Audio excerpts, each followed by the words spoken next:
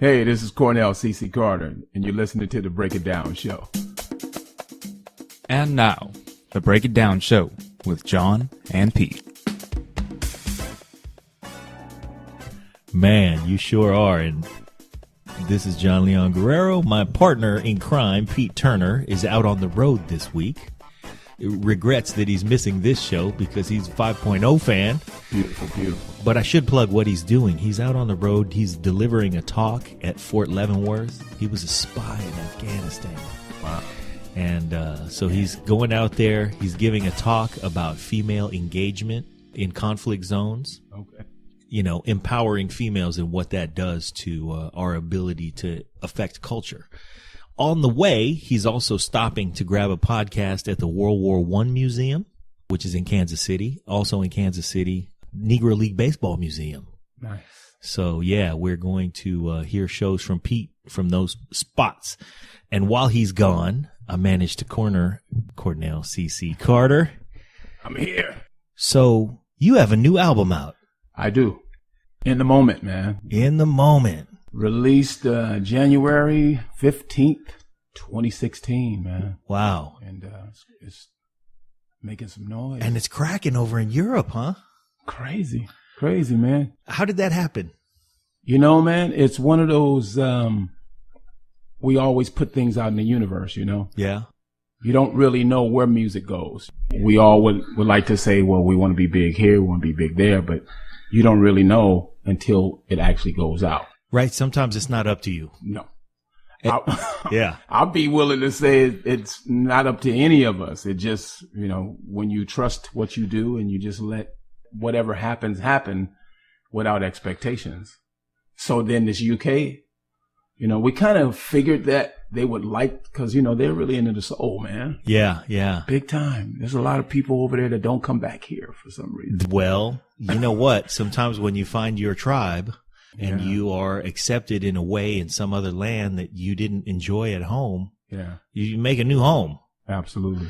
So with the success of it over there, do you plan on going over there, do some live dates? Yeah, man. I actually have a team actually over there. It's called Soul Food Music. And one of the big promoters, one of my big promoters, his name is Steve Ripley. Uh-huh. And Steve Ripley, man, worked with CBS and Sony over the years and always doing promotion. And so he's kind of running my campaign over there with all the DJs. Wow. So it's cool. And it's still old school over there where you have DJs who are, you know, like you'll show up on the airwaves for the DJ show because you know he's going to take you on a ride. Yeah, because they don't have the program directors to tell them what to play. They're still run by the DJs out there. Run by the DJs. And you know what's cool about them is they won't play it if they don't like it. Yeah. So if they play it and they get to not play it, they get tons of stuff sent to them. Yeah. But if they like it, they play it. It's on. It's on, man. So, you know, it's still about the soul over there. Wow. It's all soul. You know, they want that soul. There still are places where the soul really counts. Thank you. There's places with soul music. It's all good, man. Man, well, I'm happy that it's going. How's it going here? Are you finding pockets of acceptance here? Yeah, you know, it's being that, you know, my distribution IDC, they decided to put it out this year because, you know, it's like a year-long campaign, man. Once you put it out, it takes time. Mm-hmm. But here in the States, it's a lot slower because there's this melting pot, and it's not a lot of room that we had room, but we don't have the same amount of room anymore. Everybody's just kind of flooding the same market, trying to, you know, look at me, look at me, look at me. Yeah. So, you know, it's, you know, right now we're actually striving from this new video we just put out, man. Okay. It's called Where Do We Go From Here? Uh-huh. And put the video out, did a remix, and put the remix out just last week. And believe it or not, man, we put this video on YouTube last Sunday, and we're almost at 14,000 views in a week. In a week. And that's a lot of sharing. That's what that is. Dude, it's phenomenal, man. Because what happened, man, the song took off in the UK. They was like, man, dude, this is like Marvin Gaye-ish message kind of tune. Right. And that's been the lead cat so far. And where do we go is track 12. Track 12, man. Track 12 is the lead die. Yeah. That means in the UK, they'll go deep. If you hit them and they dig it, they'll go deep. They'll go deep, man. So it started off with one song we had called Bobblehead, and we put a video out on that because it was a funk track. You know, we all funksters over here. Right. But, you know, they wasn't like, not that one. What's a bobblehead? Uh-huh. So. I'm a little suspicious. What is that over there y'all doing in the States? No, but yeah, where do we go from here, man? Right now it's hot. It's a real hot tune. All the DJs. And you know, they got their own chart system, man. You know, I've been as high as number 2, number 3. Wow. On a variety of charts. Sure. So real proud of that. Well, I'm not sure what their chart system looks like, but it doesn't matter that really you get to number 2 on something. I mean, dude, that means that it's getting played. That means it's getting heard. That means it's getting enjoyed. Yeah. Yeah. And I don't know what it's done to you, but man, I watch you frequently in the Bay Area. Right. And the other night, you were with your band 5.0. Absolutely. Of which I'm an enormous fan. You know, man, yeah, man. I come out and you never disappoint. Mm. But last Friday, you were on fire. Wow. Fire. Oof. Fire. Man. Yeah, we was, you know, one of those, you feel it. Everything was about the feel. The music was right. The audience was right. And, you know, as a singer, man, you get hot, you stay hot. Yeah. One of those nights, man, when everything was working. Right. You know. Well, for the listener who's unfamiliar with you, you are a, I'll say a world-class singer. I mean, you don't, the variety of stuff that you are able to perform with equal mastery is astounding. But when you're playing live, you are the field general. Yeah, man. And that's a different skill set. When we appreciate guys like James Brown, who were able to do it, who were able to take their band and go places, and go for a musical journey where if you're a listener, and you're enjoying it, you have the reins of the good time. Yeah, yeah. I mean, because what happens is during rehearsals, I know that's a strange thing to say these days, but we still rehearse. Bands that rehearse, you work all that out at rehearsal. Right. You know, they say you eventually, you know, you going to play it like you rehearse it. Right. And then you improvise, but we rehearse. Yes. And, you know, that's a lost art, man. Well, I need to back up for the listeners because this is what happens. There is this tiny little joint in Brisbane, California. It's called the 7 Mile House. And the 7 Mile House has been there since 1853. Yeah. That bar, the bar itself, the physical bar, is a piece of wood that was cut down before the gold rush. And it's still there. And this bar, and by bar I mean establishment, is cool in its grit. Because you go in there and you got to be, first of all, you got to be a fan of San Francisco, because whatever team is playing right now from San Francisco is what everybody's watching and what everybody's jersey's on and everything. So it's a San Francisco joint, but it is gritty. It's down home. It's down like 4 flat tires. Definitely. And that place has some amazing food. So this is my MO, man. I take my friends in there and we get in there and we sit down and we enjoy some of the spectacular food. Yeah. And everybody's pleased. And then we get some dessert. And I don't know what the dessert situation is over there. Right. But they always have something that's just beautiful. Not only tastes great, but is amazing. And you would expect to pay $28 for it in a Michelin 3-star restaurant. Yeah. And this got the drizzle on the plate and the crazy cream cheese thing and the what, I mean, you know. Yeah, man. They do it. They do it. They go all out. And you go, what on earth is going on in this bar? In a small little spot. Tiny little spot. And then you eat the dessert and you go, oh man. And I just watch my friends' faces and they go, I can't believe this dessert was like $9. You know what I mean? I had a spectacular entree. It was like $11. Yeah. And then that's not where they really get hit. Because where they really get hit is like, oh, the band's getting ready to start. And I go, yeah, you just wait, motherfucker. You just wait. And I just sit there. And this is what happens, man. I was in there not too long ago with my really good friends, Dave Brown and Tony Espinosa, and their lovely wives. And we were sitting in there and they listen to country music. Mm-hmm. They're going to Stagecoach. Yeah. That's their thing. And I was like, no, it's okay. It's okay. And I brought them in there and we saw you and they were like, oh, good. The band's getting ready to start. Music tonight. Yeah. And I was like, yeah, you motherfuckers just wait. No.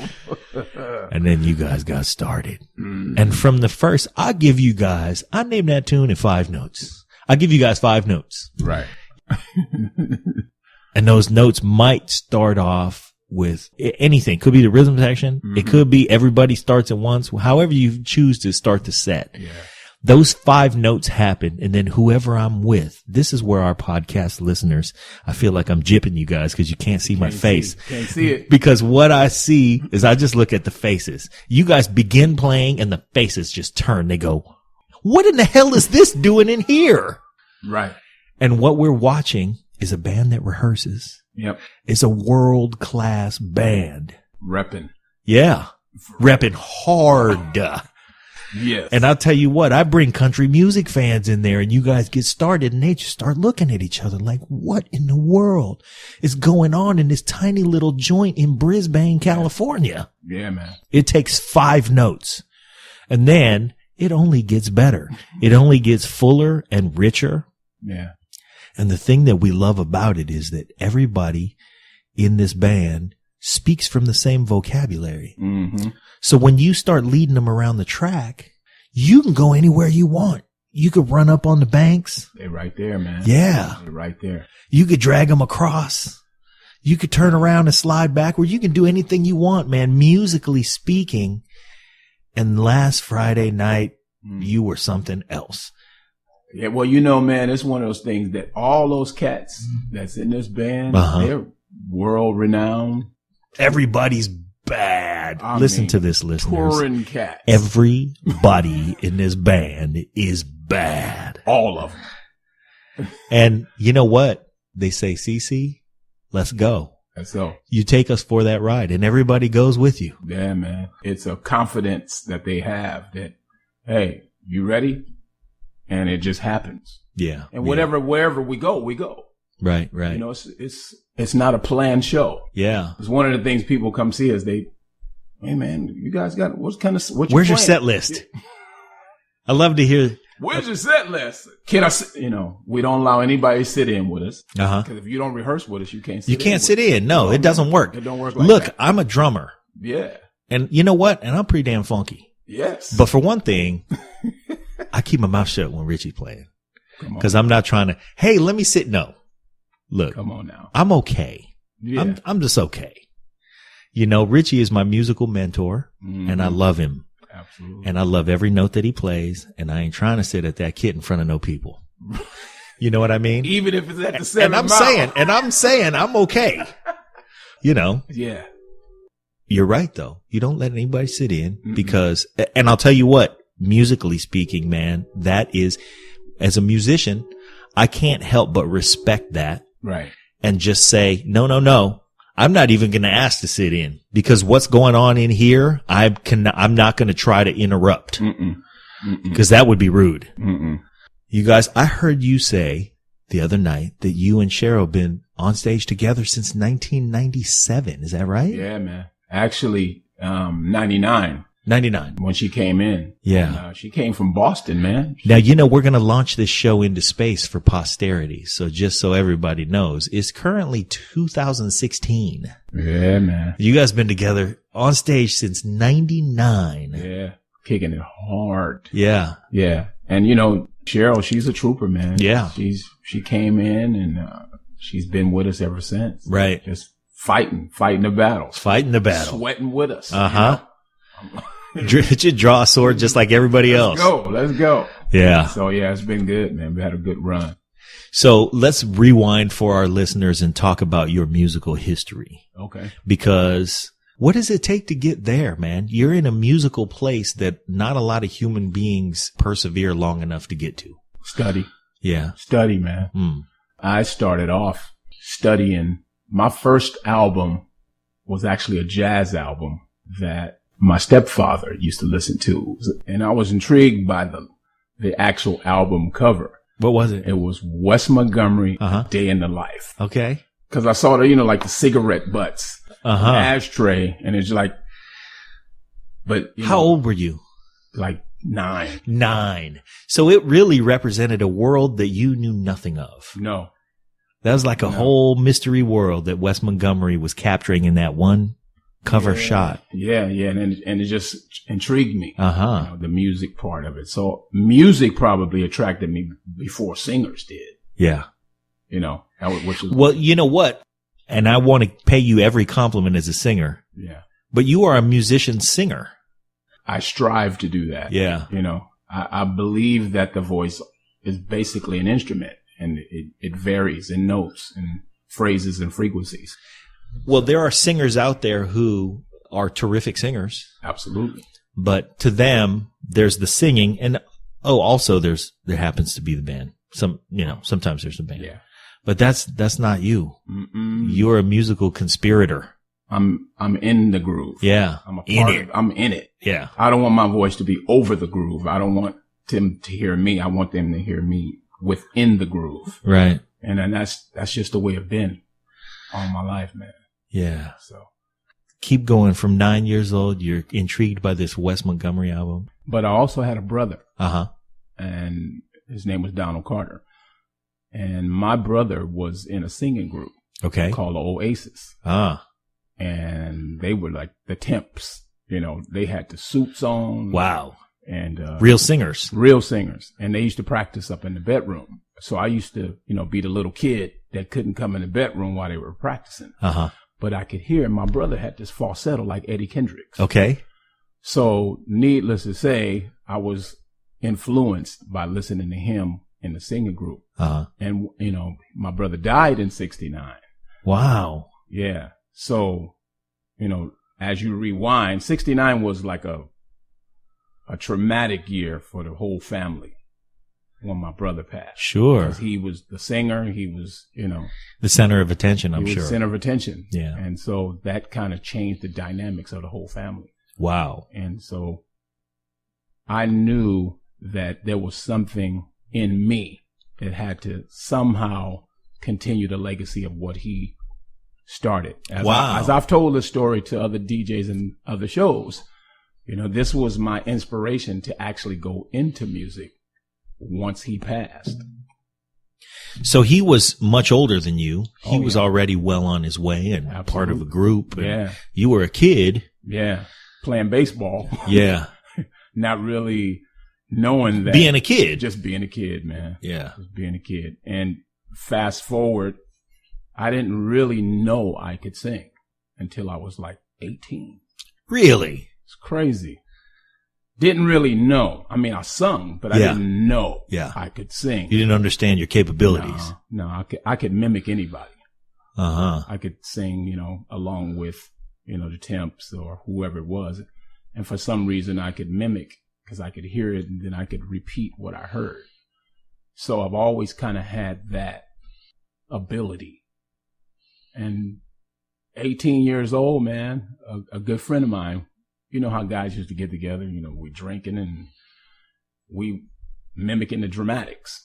Buddy of mine, Preston Kirksey, came over the house. He was dating my cousin Kim. So we all sitting around listening to blah, blah, blah, blah, the dramatics, blah, blah. And so all of a sudden the song came on and we were singing, a particular song from the dramatics. And then I sang, but Preston was in this band called Prime Suspect. So after we were messing around, he said, "Hey man, have you ever thought about like singing? Really for singing? Real?" I'm like, nah, man. You're about 18 at the time. Yeah. He said, "Man, why don't you come by rehearsal, man, and hang out with me? Just give it a shot. Give it a shot." If you like the show, and you know you do, send us some pictures of your movies. Don't do that. Support the show. There are 3 ways you can support us. Number 1, go to iTunes or Stitcher or wherever you listen to podcasts. And leave a 5-star rating and review. It helps with the show metrics and helps us get better placement. Number 2, visit our website, www.breakitdownshow.com. We've got an Amazon and an eBay link. Same Amazon, same eBay, you know and love, but they give us a little kickback when you get to their site from ours. And number 3, leave comments about the shows that you like. We want to know what you think, how you feel. Tell us how to make the show better. We greatly appreciate it. Now back to the show. We like boobies. First song I ever sang was They'll Never Be by Switch. Wow. Go ahead. Go, man. So that was my audition and nailed it. And then looked at everybody and went, I'm singing, huh? Man. What a band. So, yeah, that's kind of how it all got started, man, as far as knowing that I could sing, knowing that I had something. Okay. So it was cool. And just kind of start growing from there. And, when you first starting out, you're playing in garages, you're playing in people's living rooms. Yeah. Little small band, but, and start growing from there, man. Yeah. That's quite a beginning to have had that treasure buried for that amount of time. Yeah. And then it unearthed in a garage looking around a rehearsal that your buddy kind of pretty much dragged you to. Basically. Wasn't even thinking about singing in a band. Okay. And so by then you didn't have the opportunity to study in school. Where did you go from there? I just started, I guess what can you say, honing your craft. Uh-huh. And just started listening to a lot more singers. Of course, Marvin and Stevie and all those are, embedded into my soul. Right. So those two. All the prime suspects, so to speak. Marvin's my guy, No, so what happened is I just started getting in Earth, Wind, and Fire, man. Yeah. Come on, man. Yeah. Maurice, man. Maurice and Philip, that was kind of like, Gratitude came out. Yeah. I was like, oh, man, that's what it is. Right? That's really, you were right in the era where you could soak up all the influence that would create in you a musician's singer. For real, man. I think maybe that's what it is there's a generation behind us that is, and not to take anything away from the terrific singers that came in that generation. And I don't know what makes me think of, John B., for instance, right. Where it's like the music in the song is like it also ran. Yeah. This is a John B. record. Not to single out John B. I like John B. But, I met the brother. Yeah. Got pictures with him. Okay. He's cool. So but like you said. Right. It's not like he's not going to insist. No, I need a band. No. Because there are singers, and we've talked about this. There are singers. Yeah. And there are frontmen. Absolutely. And sometimes you happen upon somebody who says, oh, I'm going to do both. Mm-hmm. I'm going to lead this band around. Yep. We're going to go on a journey. And by the way, while we go on that journey, I'm going to sing my behind off. Yep. And I'm going to take this crowd into some places that they didn't know they were going to go this evening. Yeah. Yeah. Well, you know what was a trip, man? When I actually learned that, we was at this little dive, man, in the 80s. Uh-huh. You survived the 80s. we was talking about you know what, man? Hold on. Let me say this. Uh-oh. To any musician who survived the 80s, I love them. Because a lot of us, man, listen. It was a trap. Whew. It was a trap. If you survive the 80s and still have all your scruples and your musical abilities because cats was falling in the 80s. Or if somehow maybe you got your scruples back. Woo! Yes, sir.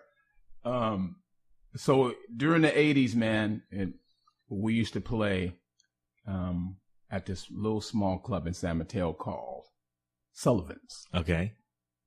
Railroad tracks, across the railroad tracks. It's on the west side. Yeah. So I'm trying to be Maurice Philip Bailey. I got my congas. I got my mic, So I got my congas in front of me. All right. Mic stand, boom. So I'm singing and playing congas. This OG came up. He said, look here, bro. You know what? You got a real good voice. But you ain't going to be no real singer, no real lead singer till you put them congas away. Uh-huh. Quit hiding. Dude, woke me up. Man, that was the last night I ever had any congas, any percussions near me. Because he saw something that I didn't see. Right, right. He said, you need to be the Yeah, front guy. get in front. Get in front, lead Yeah. the band. You leading the band. Now, you know what? I'm gonna call you out because that's ahead. not true. You know, I hear you play percussion, and I know it's not a mainstay of like that's not what drives the thing. Clearly, you've metaphorically speaking, I'm Yeah, with you. I absolutely. know that you've gotten out from behind, Yeah. hiding behind something, but you are a musician singer, Yeah. so you do contribute percussion and stuff. Absolutely. But it is off to the side. It's not going to interrupt the flow between you and the audience. No. There's nothing impeding that good time from being felt from the toes to the forehead. Yeah. So when how long ago was that? That was in the 80s. That was in the 80s, man. Okay. Yeah. And so it kind of grew from there. Yeah. Because not long after that, we had the era where all the bands were playing at this club called Orphan Annie's. Where was Orphan Annie's? Orphan Annie's was on the east side of San Mateo. Okay. And that was like the spot back in the Circle Star days. Uh-huh. So if you played at Orphan Annie's, and the group was called All in All. So when you played at Orphan Annie's, you were one of the top bands. So we had worked our way up Right. to that level where, but prior to that, I was just like a sponge, man, going out. A lot of times I just leave and go listen to singers and listen to bands. Okay. And go, okay. But what changed me is I went to the NCO club in Presidio and saw this band, Filipino band, Uh-huh. and had a brother on bass and a lead singer. Okay. The band was called Arrival. Arrival. Richie Iguan on drums. Uh-huh. David Agent on bass. Uh-huh. What's Somebody up, Dave? told me. Dave is our biggest fan. Dave is my guy. Man. Dave listens to every single episode. He gives us feedback on every episode. Yeah, He's like, yeah. okay, listen, you know what you could have done was you could have went this direction. You could have broke this guy down. I would have liked to have heard more about his history with the, and he'll tell us, man. Right. So I know. he's as analytical as he is funky, and he sure is funky. So Arrival. Long before they became Collage. Right. Arrival Uh-huh. was my first introduction to what a top 40 band Was truly capable. should sound like. Uh-huh. Right. So I'm sitting there going, you gotta Good be gracious. kid. They playing Stomp. Uh-huh. Brothers I'm playing and it. David Agent gets up. I'm like, who is this? Yeah. Who is this? You need to stop, Dave. Stop, man. You're hurting people. So yeah, man. Then I had to say, what would it be like to be in a band like that? Yeah. That must be Oh, fun. no. They ruined you. I was like, Because what that is I the know. question that you can never man. stop thinking about until you answer it. You answer it, And then when you answer it, oh man, dude. God help you when you answer it. Because then you can never come back. No, once you get to that, you can't come back from that. You Yeah. can't. You can't. So Thank you, Arrival, Thank you. for ruining CC. for putting that bar.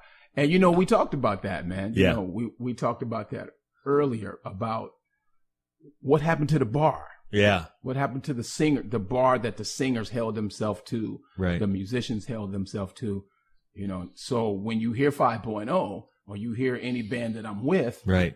we remember the bar. Oh, yes. And that is clear. There's a bar there, man. Yep, And yep. so, yeah, maybe some people forgot about it. Maybe they don't realize that it still exists. But because of Arrival, because of the Brothers Owens, who I used to go hear, Uh-huh.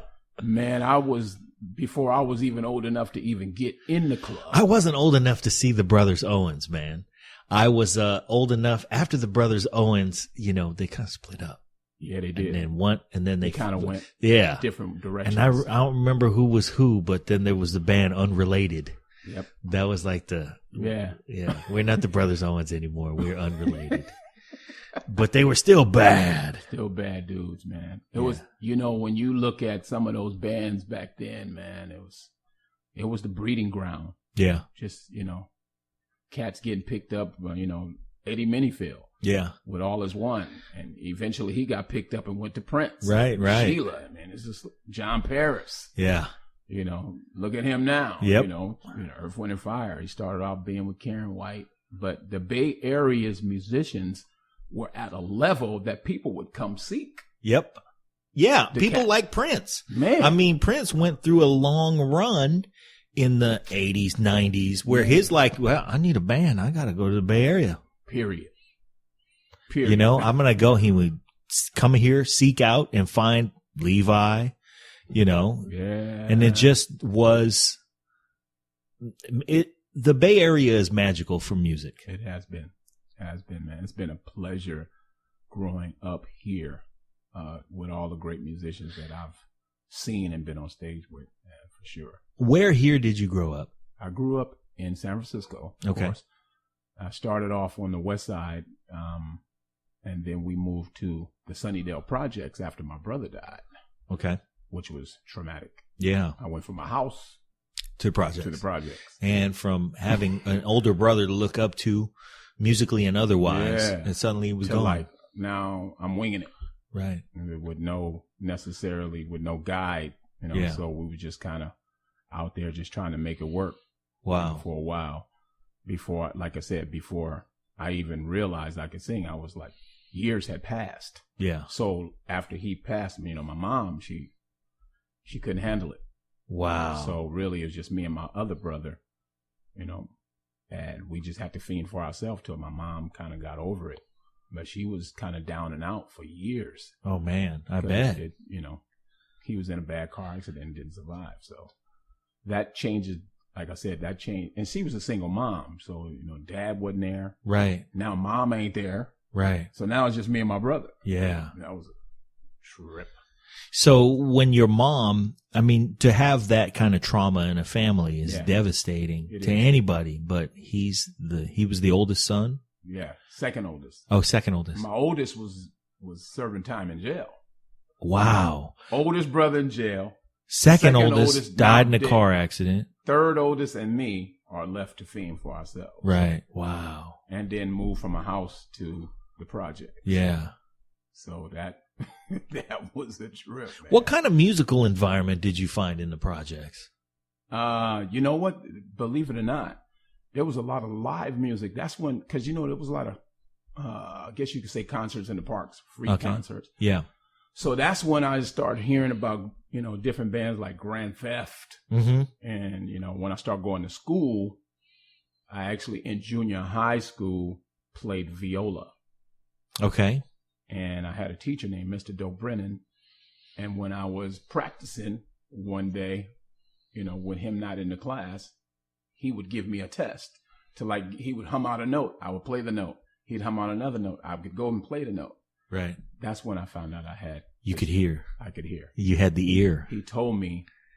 He singled you out. He said, you have perfect pitch. Yeah. And then I'm like, oh, okay. But that still didn't Yeah. That's nice. That's a nice But I'm compliment. playing baseball tomorrow. Right. But you still don't know what that is. And you don't know where that fits in your life. Didn't know. It came later. Right. 18. Yeah. So you got 18. You got to start finding out what you are. Yeah. Who you are as a person and what drives you. Yeah. And you find music. Thank goodness. Wow. Without music, man, I'm sure you've heard it. Music pretty much saved me. That was my everything. Wow. Sitting in That's been the common thread amongst all the artists who we've had on the show who were just fascinating, captivating. Yeah. Man, it's a good thing I found this music. Man, in the darkest hours. Yeah. I'm sitting there, in my bedroom, maybe listening to Ohio Players or, whoever else I was listening to. And thank goodness they're speaking to you. For real. So now you start to gain your own voice as an artist. You're making your way through the Bay Area, earning your way up to the stage with some of the best cats around. Yep. What are those years like? I heard this, and I heard you guys do it on another show. And it's crazy because I met Felton Pilot. I knew you were gonna laugh when I said that. I had no idea you were gonna say that. I met Felton Pilot because he was introduced to me by some buddies. So I actually went to his house. Yeah. And it's not far from here. Yeah. It's like one exit away. I remember that house too because my friend Derek worked for Felton. Right. And so he was my first roommate. Yeah. And when he worked for Felton, we would go over there and I would just look around and be captivated. Right. But he was just a cool dude. Yeah. You know, and I wasn't really exposed to anybody that had made it. Right. That was like cool. Yeah. And next thing I know, he was like playing, hey man, listen to this, listen to this, listen to that. So we just kind of like, it was cool. But we didn't meet again until the Hammer time. And so we met again, and actually there was a record company. Yeah. That Kenny Franklin and I, we were writing songs together, and this record company really liked the material that we did. Okay. So guess who they called as their consultant, you know, to their new label about to launch?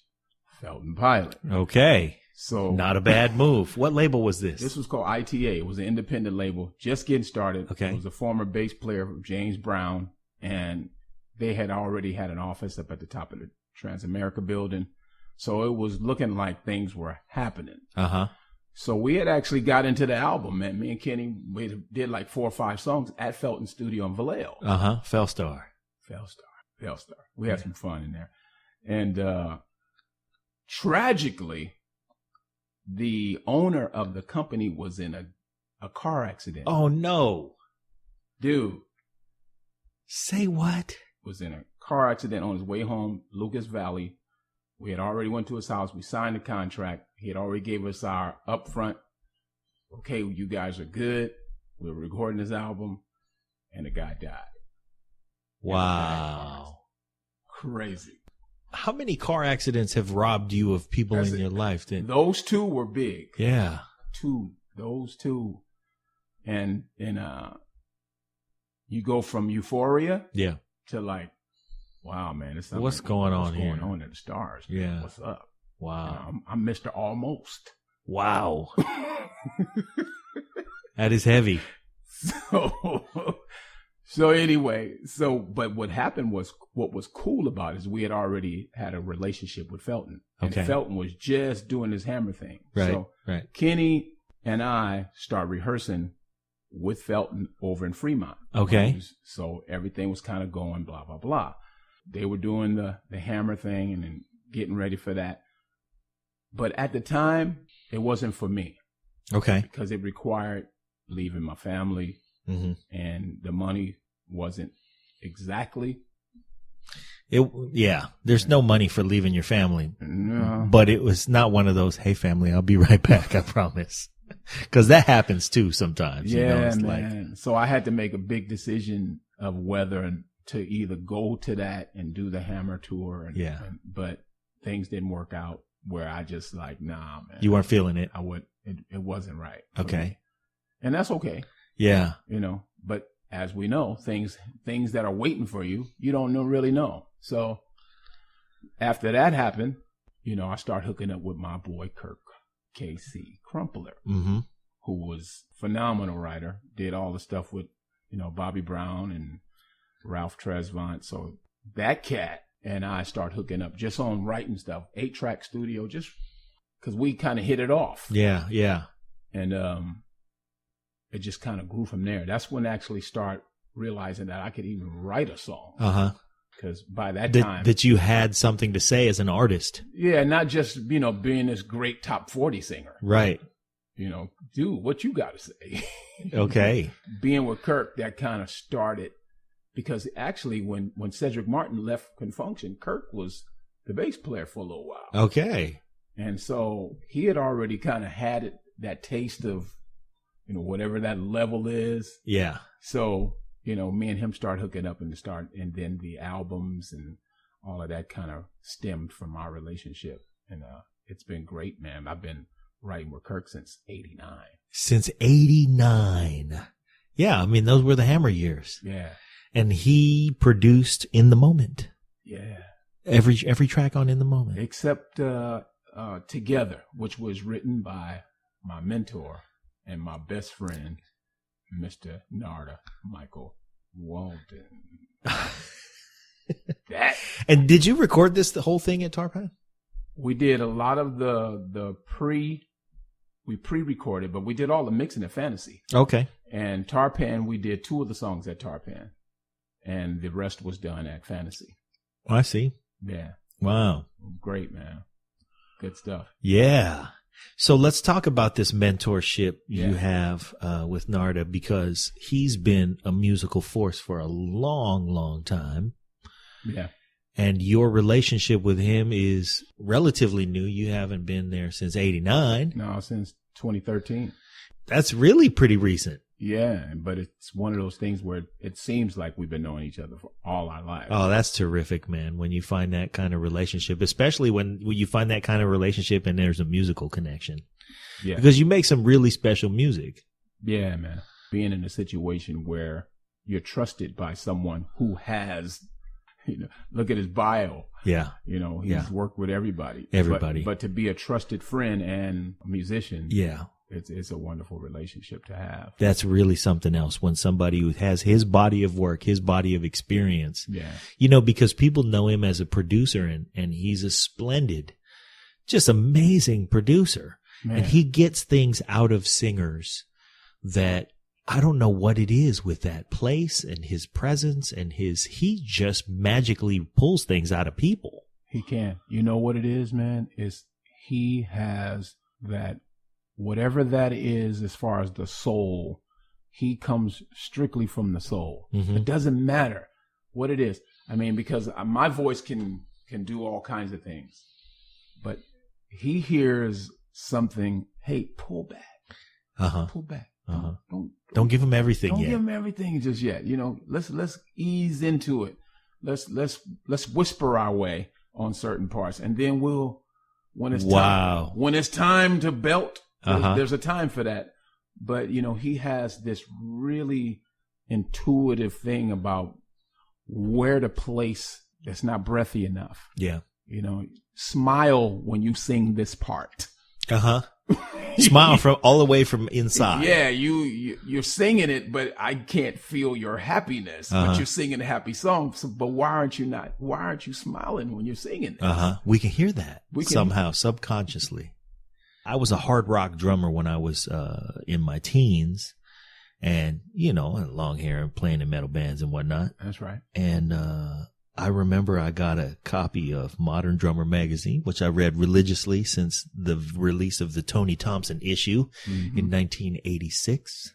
But one of the issues that I came across in this period of my life where I wore a lot of denim, listened to a lot of AC/DC, I came across the issue that had Narada on the cover. Yeah. And his drum set, he was smiling, by the way. Yes. He was sitting behind the drum set smiling. And I thought, who is this guy? I didn't know. Right. His drum set was adorned with flowers. There were flowers all over his drum set.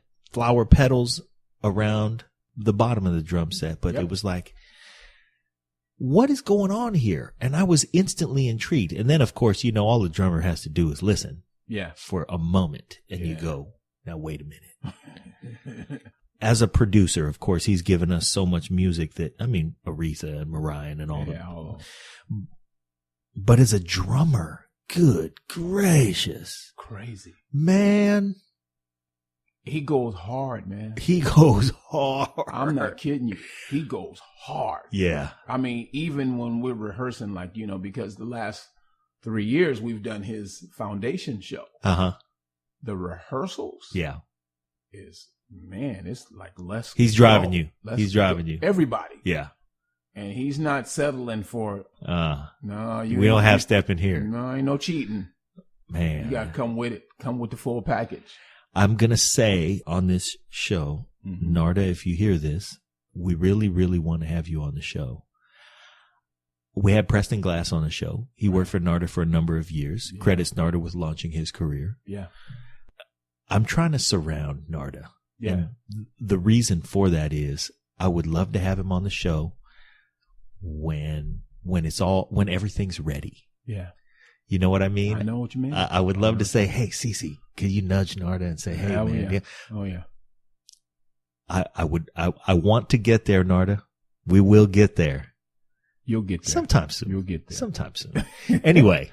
Yes. The experience of working with him, though, tell us how you arrived at that opportunity. There was a friend of mine who I also sing in his band, and his name is Ray Clement. Ray Clement is with a group called Wall Street, and we do some gigs together. And so my wife and I, we were in Hawaii with my daughters, and it was the last day of our trip. And so I got a phone call from Ray and say, hey, Cornell, man, listen, I don't know if you know this, but Narada Michael Walden does his annual foundation gig that benefits children, and gives them scholarships and things like that. And he's looking for a singer, and I thought of you.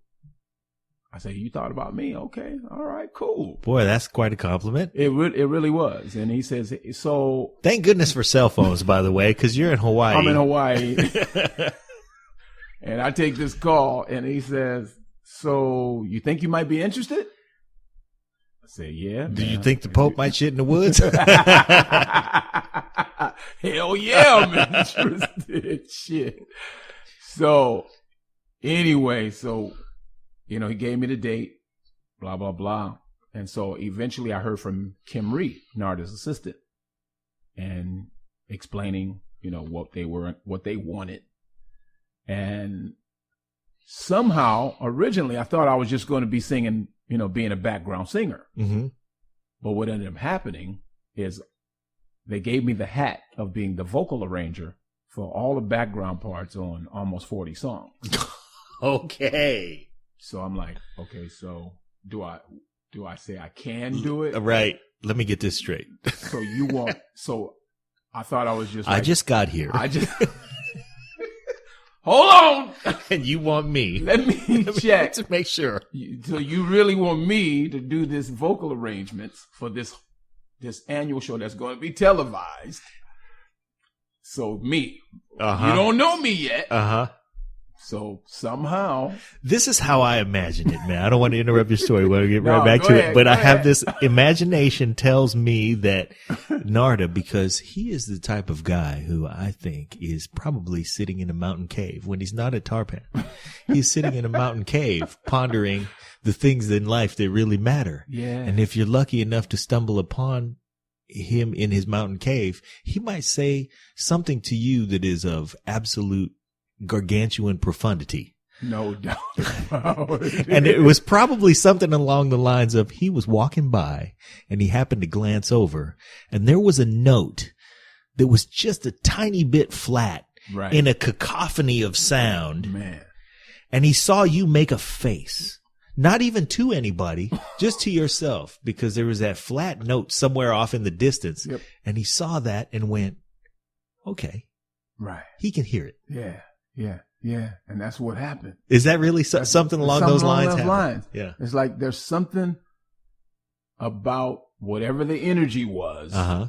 Because he's all about the energy. Yeah. Okay. Your frequency, and I can, I just felt something. So that was given to me because you're working with kids. Yeah.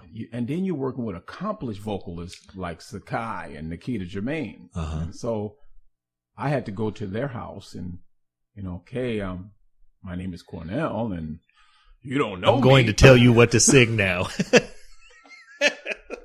I got all these harmony notes for you. And, but what was cool, man, is those two beautiful ladies, man, they were like angels, man. They was like, okay, we with you. Yeah. Once they knew I knew where I was going. Well, yes.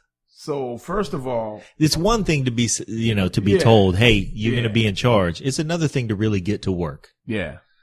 So once you got to work. Yeah, I came in with my hat on. Yeah. Okay, let's do it. And your pencil sharp. Yeah. And they was, perfect. They said, okay. Okay. You know what you're doing. Yeah.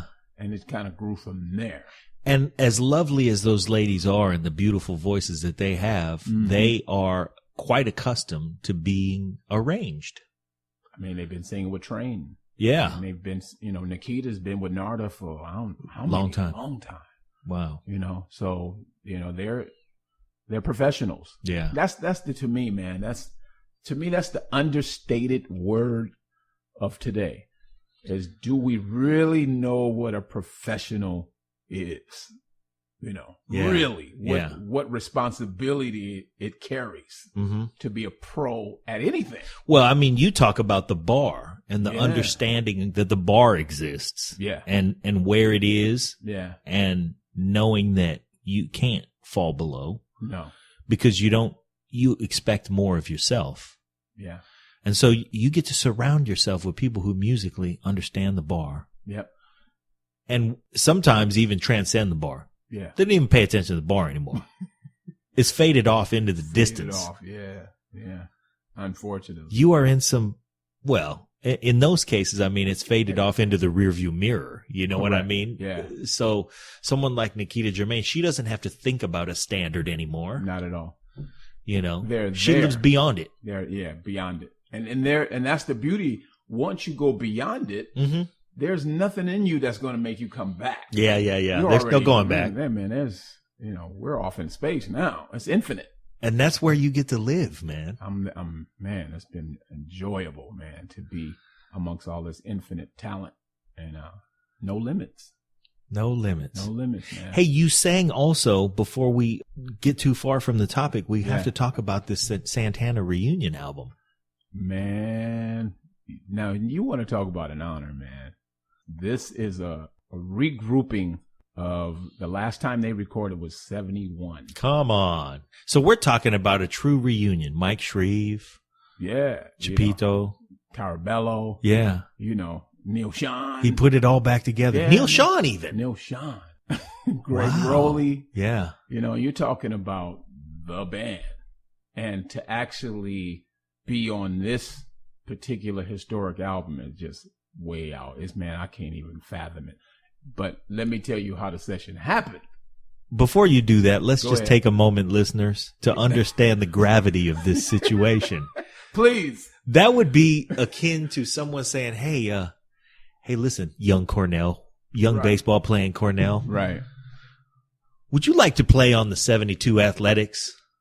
Would you like to play? You know what I mean? I mean, that's going back to a place where you're like, how does a person even get to do this? Right. How does this assemblage of talent somehow find its way back to each other?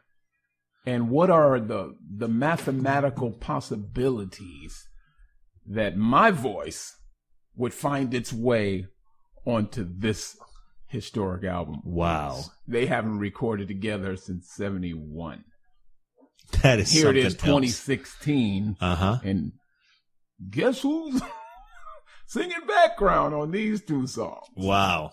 But what ended up happening, man, was I got the call, from Narada's assistant, Kim. Mm-hmm. And, of course, Narada and Carlos are really close. Yeah. And so they were doing these two songs. One was called Freedom in Your Mind, and the other one was called Love Makes the World Go Round. Okay. So I got the call from Kim. She says, hey, are you available today? Because that's kind of how we work. Okay. I said, depends on what time. Uh-huh.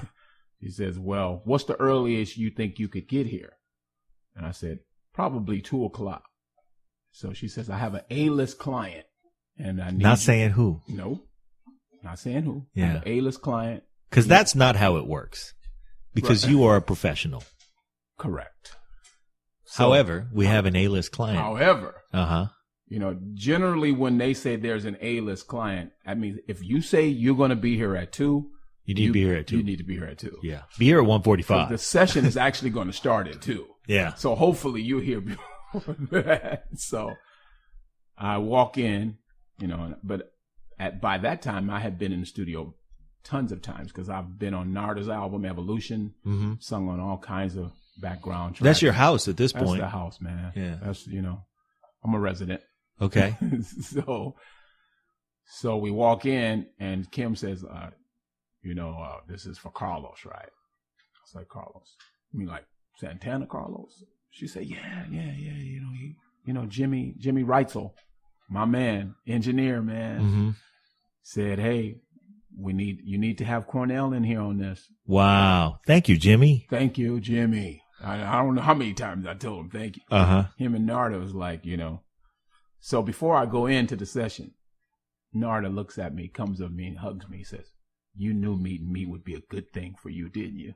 And we How does he say that to an individual and not what answer is there supposed to be for that?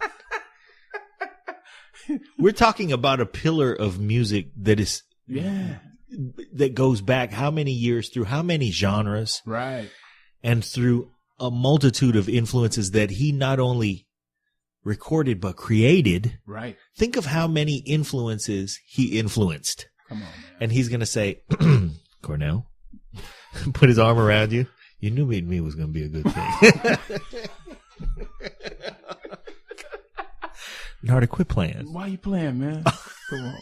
Yeah, okay, all right. They waiting on you. So anyway, Carlos is waiting on you in there. So go in there and knock it out. Carlos is waiting on you. Carlos is waiting on you, man. so okay, I'm coming. So we go in, man, and it's just like, okay, here's what we're doing, blah, blah, blah. This is what we're doing, and this is what I want you to do. Get the mic, playing the tracks. And I didn't even really, I shook his hand, but he was back in the control room for a minute. And then the track starts playing. He says, by the way, these songs that you're doing, you're going to do like the lead part for Ron Isley. Okay. Oh. Okay. So we're working on the lead first. Okay. Yeah. So we want you to do this lead for Ron. And so I go in, we nail it, man. So we're halfway through the first one, right? So he stops it. And he says, "If you could be so kind." It's Carlos as well. If you could be so kind. I just want to know, where have you been all my life? Say what? So now I'm like, he said, "Man, where you been? Where you been all my life?" Yeah. I'm like, I've been right here. Waiting on you. Been right here, man. They told me to show up at 2 o'clock. I showed up at 2 o'clock. I was ready. I was here, man. So yeah, that was like a really high compliment that he would stop the session and ask me, where you been all my life? I love to hear how between Carlos Santana and Narada Michael Walden, these guys who have led these mythical lives, because the difference between, I think, their existence in the world and why we look to them and get so much inspiration from them is they've managed to lead these lives that allow for them to explore some place in their mind that most people never even think about getting to. Right. And so here they are collaborating. Yeah. And I find that I've not ever really been disappointed that when I meet people who fascinate me like that they always, I think the reason that they fascinate me is there's some kind of beauty in their heart that they allow to be out. No doubt about it. This is what I think makes them so exciting and attractive to us. And when they create art, that's what we're looking for. Right. So just to hear him, that he would talk like this. Yeah. If you'd be so kind. There's like an old school touch of finesse. Yeah. And when you're singing, you're doing a session and you hear that type of passion. They're, Narada, Carlos, they're still 12. Yeah. 13 years old. Oh, man. They have that kind of energy about them. They're kids. Still. Yeah. And they're just having a ball with it. They don't even think about, what my age is. They are not there. Yeah. And I've learned has nothing to do with anything. Nothing to do with anything. It's and he wants to know where you've been all this time. Where you been? We just did a session with him about a week and a half ago doing Ron Isley's new album. So we just did probably 6 vocal tracks, brought some singers in, helped him out on some tracks just recently for Ron's next album. So it's cool, man. Yeah, I bet. It's cool. Man, you've been paying your dues for a long, long time, man. You know, how many rehearsals? Because this is, never mind the gigs. Mm-mm. How many rehearsals? How many Are you hours kidding me? have you slogged it out? Loving this music, not just waiting to get that, that gig where you, feel a little bit of it loving you back. Yeah. But just loving it constantly. I mean, you're talking sometimes 2 rehearsals a week, 3 rehearsals a week. We're talking about constant years and years. Yeah. For years, man. But I just want to say, for a moment, because we've talked about it off the mic. You successfully raised a family. Yep. You have grown children. I do. This is an opportunity for you that you've been nurturing all this time while raising a family. And now you get back to your passion with a little more time to dedicate to it.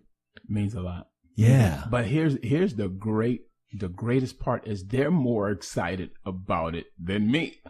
Well, okay. And because, it's like, hey, Dad, go do your thing. Look at him. Look at him go. And they're helping. They like help. They're part of the promotion and the marketing, and they're all right. They're all in it. My son, he's, man, look at Dad. Wow. So to me, that's the success. Yeah. It's not necessarily, okay, how big the record's going to be, blah, blah, blah. No, it's my family's involved. Yeah. My wife. Well, that's great for the rest of us, because that's a success for you. For the rest of us, having a great record to listen to. Absolutely, man. Gives it a little more meaning knowing that your family is behind it. Yeah. That's something that we have to really, really celebrate, because nowadays we've gotten to the point where there are a lot of musicians who are not able to put it together. Yeah. Or keep it together. It's not easy. People don't realize that recording an album is not easy. It is, aside from the expense. Yeah. And it's a terrific expense. Mm-hmm. But there's also the time, the dedication, and to give it a professional package really costs not only dollars, but it costs a lot of your time and a good chunk of your soul that you're sacrificing for our listening pleasure. Right. Yeah. And to me, the reward is the work. That's the reward. Man. The work, man. That's what everything boils down to, the work. And that's, to me, if you're truly into your art, or whatever it is that you decide that you're passionate about, it's the work. It's always going to boil down to the work. No matter what it is you do, it's going to be the work. And I enjoy the work, just like being on stage with my band, or just like recording, mixing. You want to talk about something that you got to really sit there and listen to the songs hundreds of times before you say, that's the mix. Yeah. One song over and over and over. Okay. Something missing. Right. Then you just know, when you hear it, you just know. Uh-huh. That's the one. The patience, the nurturing, it leads to that thing. And again, you hear it. You hear it. Yeah. Yeah, man. I can't say another word. Cornell CC Carter. Thank you, man. Thank you, brother. Hey, to all of you out there, man, this is a beautiful brother. And he fixed me some shrimp. Man, you come to Bayview Studios. That's what I call my dining room table when it's got microphones on it. You come to Bayview Studios, you get fed right. Yes, sir. Appreciate it, man. Had a ball. Cornell CC Carter. All right.